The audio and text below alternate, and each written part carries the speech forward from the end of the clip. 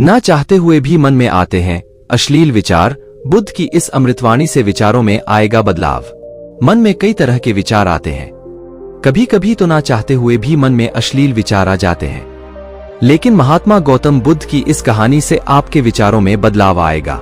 मनुष्य का मन बहुत ही चंचल होता है और इसलिए मन में कई तरह के विचार उत्पन्न होते हैं। क्षण भर में ही व्यक्ति का मन कई चीजों को सोचने लगता है।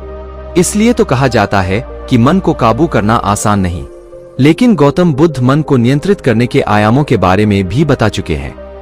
आपको इस वीडियो देखकर आपके जीवन में कुछ वैल्यू ऐड हो रही है तो हमारे चैनल सुपर इंस्पायर्ड को सब्सक्राइब जरूर से करें। मन में विचारों का आना गलत नहीं है कि, लेकिन मुश्किल तब हो जाती है या विचार ऐसी परिस्थिति में गलत होते हैं जब मन में अश्लील विचार आते हैं। कभी कभी तो ना चाहने के बावजूद भी मन में अश्लील विचार आते हैं। अगर आपके मन में भी ऐसे विचार आते हैं तो गौतम बुद्ध की इस कहानी से आपके विचारों में जरूर बदलाव आएगा। बुद्ध की कहानी अश्लील विचारों को कैसे रोकें। बुद्ध अपने भिक्षुओं को उपदेश देने के साथ ही उन्हें भिक्षाटन के लिए भेजते थे। एक बार उन्होंने अपने भिक्षु भरत को भिक्षा लेने के लिए एक श्राविका के घर भेजा। भरत पूरे रास्ते मन में यह सोचते हुए श्राविका के पास गया कि आखिर आज भिक्षा में क्या भोजन खाने को मिलेगा, क्योंकि भरत चंद्रवंश के राजकुमार थे और बुद्ध के सानिध्य भिक्षु के रूप में दीक्षित हुए थे। हमेशा भरत को महल में खाने के लिए स्वादिष्ट पकवान मिलते थे, लेकिन आज भिक्षा के रूप में उसे जो भी मिलेगा संतुष्ट होना पड़ेगा। श्राविका के घर पहुंचकर भरत ने भिक्षा मांगी। श्राविका ने भरत को बैठने के लिए कहा और भोजन लाने के लिए घर के भीतर चली गई। इधर भरत फिर से अपने प्रिय भोजन के बारे में सोचने लगे और जैसे ही श्राविका भोजन लेकर आई तो भरत अचंभित रह गए। भरत ने देखा कि श्राविका ने उनके लिए उनके पसंदीदा पकवान परोसे हैं और अपने प्रिय भोजन को देखकर वह खुश हो गए। भोजन ग्रहण करते हुए भी भरत सोच रहे थे कि महल में तो उन्हें भोजन के बाद विश्राम करने की आदत है, लेकिन आज उन्हें भोजन के बाद वापस तेज धूप में चलकर आश्रम जाना होगा। लेकिन भोजन के बाद श्राविका ने भरत को कुछ समय के लिए विश्राम करने का आग्रह किया। भरत फिर से खुश हुए कि आखिर आज उनके मन की सारी इच्छाएं कैसी पूरी हो रही है। इसके बाद भरत कुछ देर विश्राम करने लगे, लेकिन विश्राम करते हुए भी लेटे लेटे वह सोचने लगे कि आज तो मुझे भोजन के बाद विश्राम करने को मिल गया, लेकिन ऐसा रोज रोज नहीं होगा। जब भरत विश्राम के बाद उठे तो श्राविका ने कहा कि आप जब तक चाहे यहाँ ठहर सकते हैं।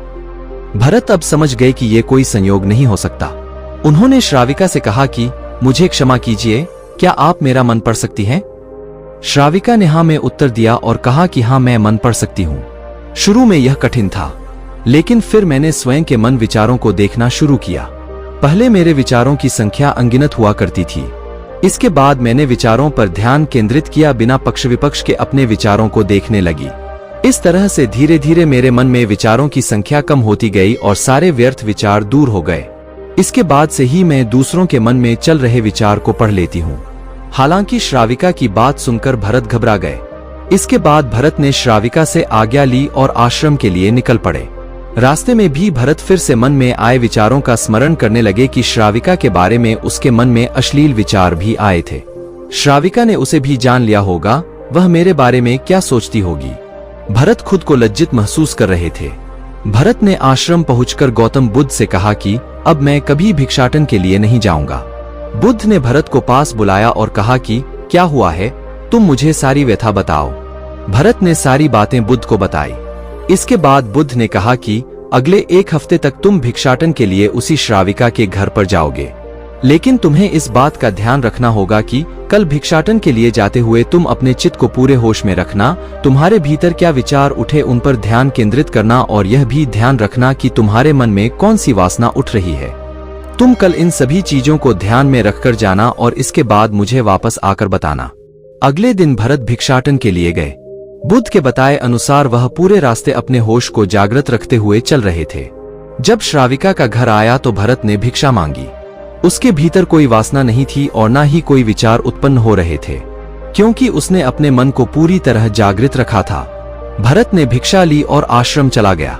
भरत ने बुद्ध को प्रणाम किया और कहा कि आज उसे जिस आनंद की अनुभूति हुई वह पहले कभी नहीं हुई। दोस्तों, हम आपसे फिर मिलेंगे ऐसी ही एक सेल्फ हेल्प सलाह के साथ। तब तक आप जहां भी रहें खुश रहें और खुशियां बांटते रहें।